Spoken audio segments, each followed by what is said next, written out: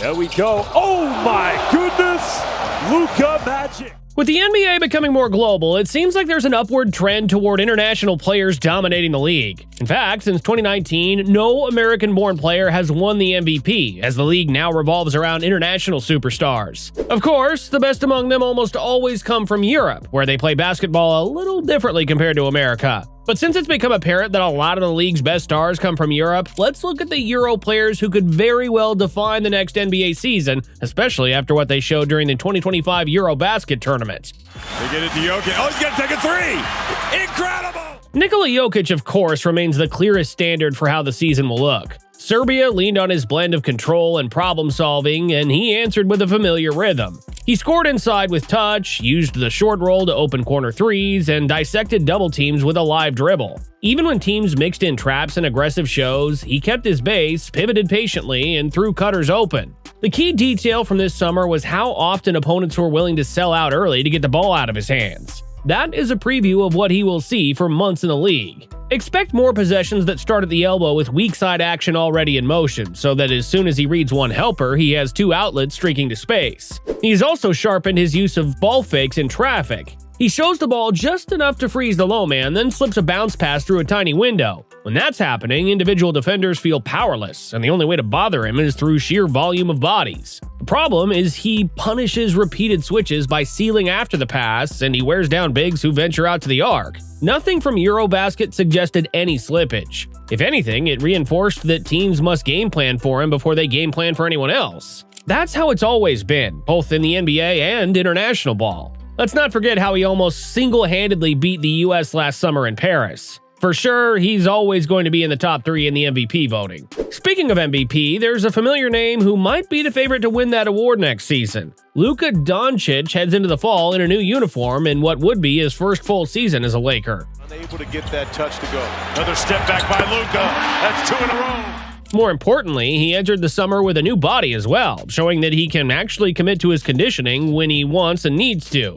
Of course, his country needed him to be at his best during the EuroBasket tournament. Slovenia needed bursts of creation this summer, and he delivered them with the blend of scoring and passing that anchors his value. He found corner shooters with one-handed lasers, attacked early in the clock to avoid set walls, and picked up easy points by getting into the lane before help arrived. Let's not forget how he delivered the 4th ever triple-double in EuroBasket. The last time someone had stats like those was in 1995, well before Doncic was born. That approach matters even more now that he's going to be the uncontested alpha with the Lakers, even with LeBron still in the picture. He'll carry a primary creation load, and he'll face packed paint looks against certain opponents. There is another layer to watch with Doncic in Los Angeles. He's developed a cleaner catch-and-shoot base and a tighter step back. That changes how teams guard him off the ball, especially because he has LeBron, who's also known for his playmaking and gravity. If a defender top locks him, he can slip to the middle for quick post seals where his strength wins without heavy dribbling.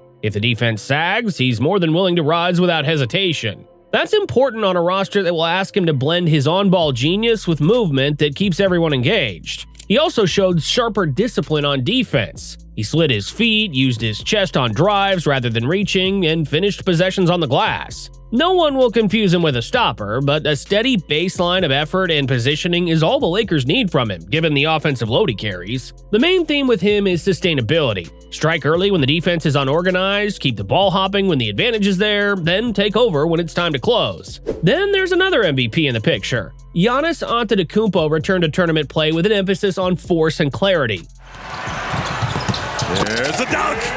Greece asked him to run hard, screen with purpose, and trust the pass as soon as 2 defenders committed. He did all of that while living at the rim. The free throw routine was steady, and the touch looked confident. The most encouraging habit was his willingness to be a screener early in possessions. When he sprints into a screen and rolls with intent, the help shifts so far to the paint that his teammates live on clean looks. The pull-up windows for guards open, and the weak side rotations get stretched beyond their comfort zone. That is the version that raises the ceiling of Milwaukee's half-court attack. Milwaukee also added size with Miles Turner, who will have to play the Brook Lopez role of stretching the floor and defending the basket. Turner, being a lot younger than Lopez, could allow the Bucks to run harder, especially with Giannis running the floor after a rebound. Of course, there are still concerns with Antetokounmpo's health, especially after a minor injury during the tournament. There isn't even an assurance he's going to be a buck the entire 2025-26 season, but what we do know is that he's always going to go hard. Now let's look at a young up-and-coming star. The Houston Rockets' Alperen Sengun used the summer to show how a modern center can be the hub of an offense without stopping the ball. Last season, he and the Rockets struggled during the playoffs because of Houston's anemic offense. At times, Sengun had to be the one that carried the entire offense. But there was only so much that a young center could do on a team that wasn't built to run a strong half-court offense. During the summer, however, Turkey set him up at the elbows and at the right slot, and he made decisions quickly. He flipped handoffs into short slips, hit cutters on time, and kept the ball high to buy windows. The headline night came against Serbia, where he scored in volume and created on the move against aggressive help. He also attacked Jokic's space with face-up drives and clever counters, which speaks to his confidence against the very best. For Houston, the takeaways are clear. Run more horns with him as the trigger. Use split cuts on the weak side to punish tags. Keep mixing true post touches with quick dives out of spread pick and roll so the defense never gets to settle into one coverage. He also looks stronger through contact and less reliant on whistles. Down low, nice find, Sengun's open, and he goes flying. That matters because it keeps him aggressive when the game gets physical. Now, what makes this important is Durant's presence. No team would dare to double Sengun with KD roaming around on the perimeter. Defenses would have to play Alpi one-on-one, which would help him set up his offense. And even if the defense dares to send an extra defender to him, the playmaking improvements he showed during the EuroBasket tournament could make the Rockets dark horses coming into the new season. Now let's look at another young player. Last season, Franz Wagner was basically a borderline all-star. With Germany, he looked every bit like a wing who can carry primary scoring stretches while holding his own on the other end. Germany rolled through group play, and Wagner hit the right note almost every night. He scored in the middle quarters when the game started to tilt. He rebounded his spot, and he defended without fouling. The footwork in the mid-post keeps getting cleaner. He used a tight inside pivot to open angles, keep his base under him, and finishes with either hand. The pull-up is compact, the release is repeatable, and he rarely wastes dribbles. Orlando needs that package in larger doses. He has also shown he is ready to initiate secondary actions and to close games when matchups call for it. As his comfort rising off movement improves, the Magic gain a late clock option that does not require a reset at the top of the floor. That is how good teams build a reliable offense in May. This improvement could also come in handy, especially with Orlando improving the roster's floor spacing. Wagner would have more space to operate one-on-one, which is his specialty. Now, there's also Lauri Markkanen, who did not shoot well in one of Finland's marquee games, yet the fuller picture of his summer is volume, decision-making, and responsibility. Fills the double team, leans back for two. With his home country's lack of talent, Finland asked him to do almost everything as a scorer while dealing with crowded lanes. That workload helps him in Utah. He sees digs and late doubles in tighter spaces than he will in the league. He kept cutting even when shots were not falling. He attacked closeouts without settling. He mixed face-up drives with quick catch-and-shoot threes and short roll finishes. The Jazz have used him more as a screener in the last year, and that should continue. He's also much better at passing on the move. Give him touches at the nail and the top of the key, and he will move the ball into short corners and corners without hesitation. His season comes down to consistency. When his jumper is steady, he can stack 20-point nights that add up to wins. When it's not, his cutting, rebounding, and screening still move the game in the right direction. That's a star profile that travels across different lineups. But there's still a mystery behind his ultimate decision. The qualities he showed over the summer could make him an enticing trade bait for Utah, a team that may want to rebuild with fresh talent. Lauri could become a key addition to a contending team next season if the Jazz were to trade him. Moving to another 7-footer, Kristaps Porzingis gave Latvia an ideal mix of rim protection and shooting. He found rhythm after a slow start and knocked down trailing threes that came in the flow. On defense, he walled up and forced drivers to change shots without fouling. He also had a few clutch sequences where he cleaned the glass and changed the geometry of the court with his range. We saw some of those qualities when he was with the Boston Celtics, where he won a championship by defending the basket and hitting the right shots from the perimeter. But again, Porzingis was the height advantage. Shoots over him, shot's good! He's 5 of 7 from the field.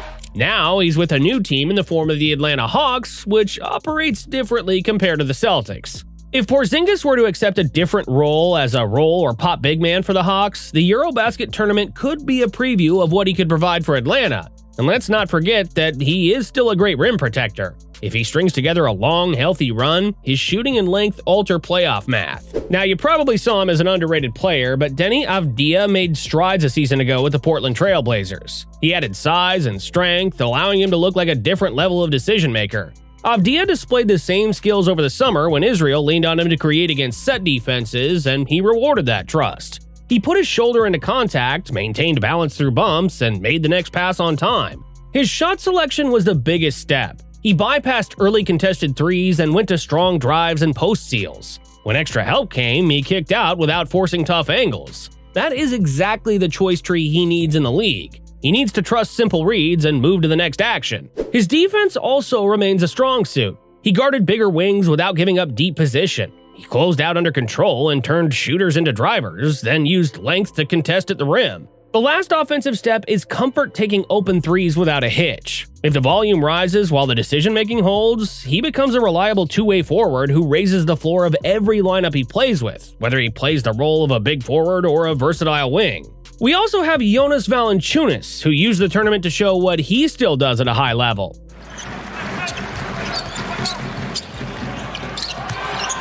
Valanciunas!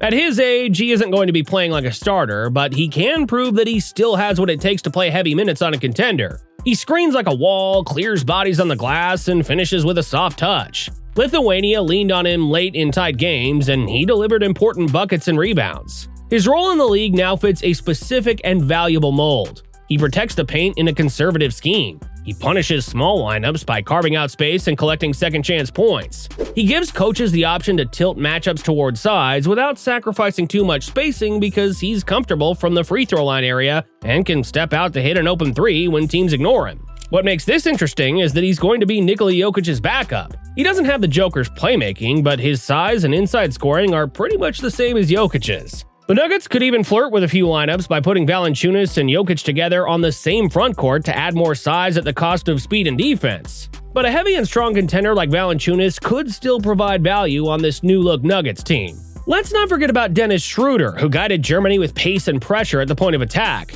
He's kind of a journeyman in the NBA because he often moves a lot, struggling to find a home. But he often always does well enough on whichever team he plays for, which explains his trade value. But over the summer, he did well enough as Germany's leader. His pull-up was reliable, and he lived in the paint against bigs who dropped. He remains a change-of-speed guard who can target soft spots in coverage and tilt a game for 6 minutes at a time. For the Sacramento Kings, the most important piece is his defensive energy. Someone got caught up in the air and nowhere to go. Timberwolves forced the turnover. McLaughlin has it poked away by Schroeder. He fights over screens, bothers ball handlers with active hands, and sets a tone. In a league where many regular season nights are won by the side that keeps its defensive shape, that matters. He also knows how to run an offense around bigger creators. He can start a set, deliver the ball in a good pocket, then become an active mover who attacks a second advantage. As teams look for reliable guard minutes without breaking the bank, his consistency keeps him in the group of players who swing bench battles across a long season. From the way things look, it seems that this EuroBasket tournament could make things more interesting heading into the new season. Stars showed new kinks and quirks, and role players showed why they could still be important parts of a contending team. Who knows? With the NBA's trend nowadays, one of those European superstars could be hoisting the MVP or the championship in 2026.